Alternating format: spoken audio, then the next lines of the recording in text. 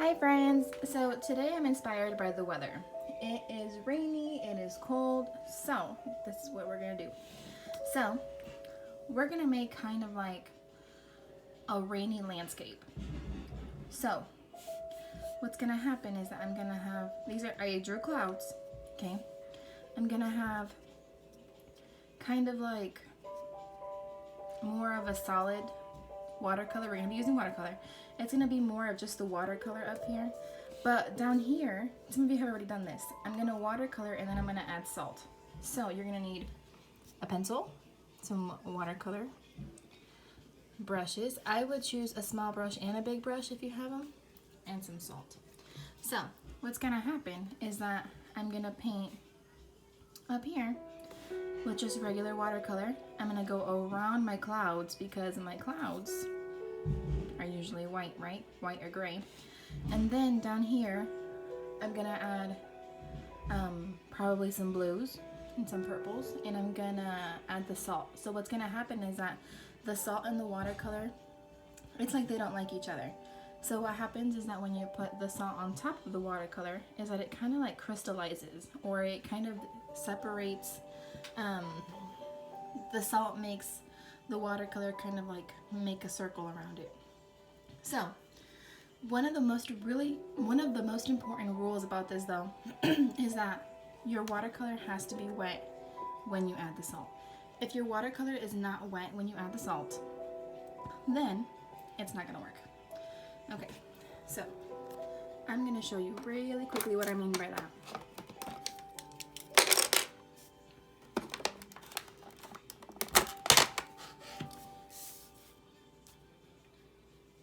So I would use the small brush first to do the top. Remember, you also need water, so this is my little water container. I'm dipping my brush in the water, and then the water activates the paint. So I'm gonna probably add more water.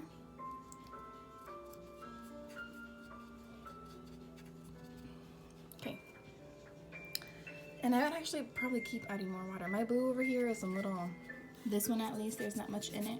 Well, there is, but you have to keep adding water in order to activate all the little corners. Okay, we're gonna go with that. So, what I would do is that I would try to go kind of beside my line, and it's okay if you go into it a little bit because it's watercolor. So,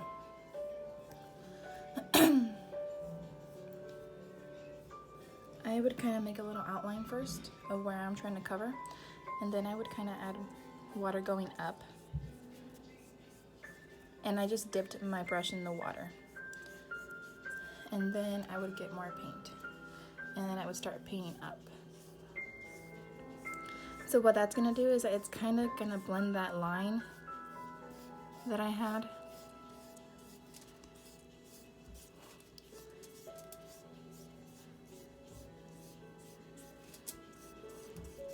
See, so you can tell right here where I didn't add the water. The water's just gonna kind of blend it all in together. And you wanna do that kind of as soon as you can.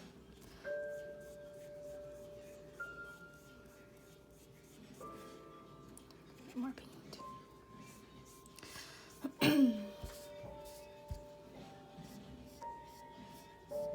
The reason I'm using the small brush for this again is because this is a smaller area than what I'm gonna be doing at the bottom. So we all have seen a sky before, and we know that skies aren't always the same solid color, right? So that's kind of the beauty of watercolor, because it kind of gives you this natural look anyways because of the brush strokes, because of the way you're using your paintbrush. But watercolor, I mean, it has water in it, so it kind of does whatever it wants to do, and it all depends. It all depends. Sorry, I was shaking for some reason. It all depends on the way that you are using your brush.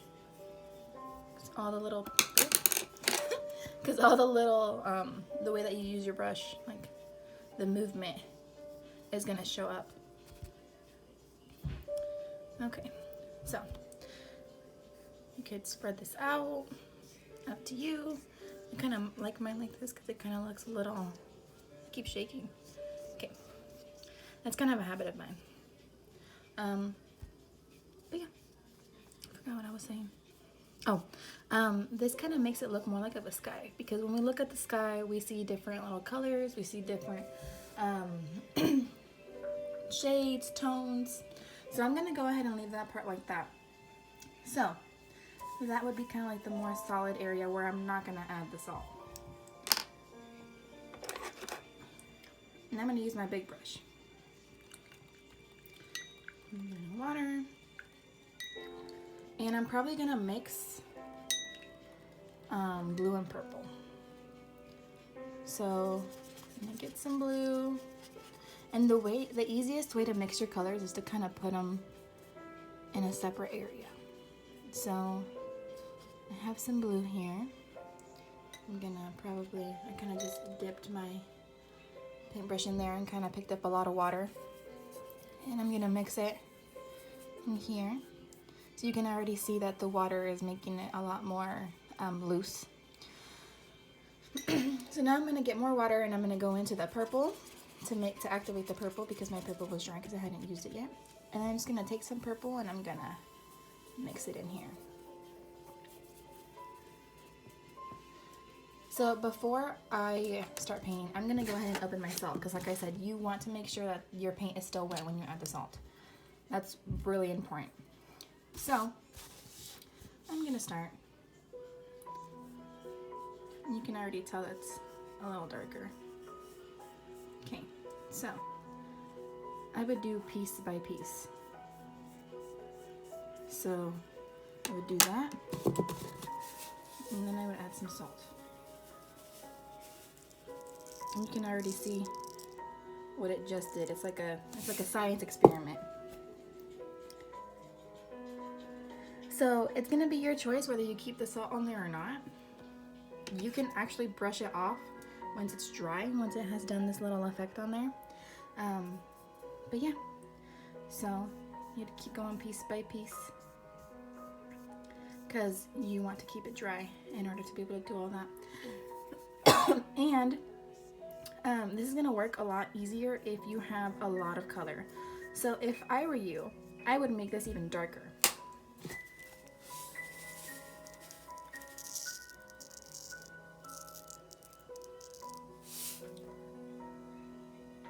See how it's separating that and making a different color and texture? Okay, so I'm gonna add more water, more blue, and I'm probably gonna get different types of colors, but that's fine, because like we said, we are, we're making the sky, so that's okay. This is a little darker, and either way, what's gonna happen with the salt is that it's gonna make different types of colors anyways. So this is a really pretty color. I would kind of mix it in there a little.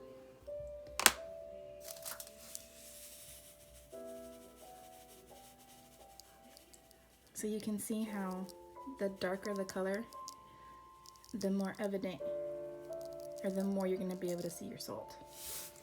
So there is that. You can mix the purple up here if you want. If you think that this is too dark and it doesn't match, it's completely up to you. So yeah, the gloomy weather inspired my project today. So if you do it, send me a picture.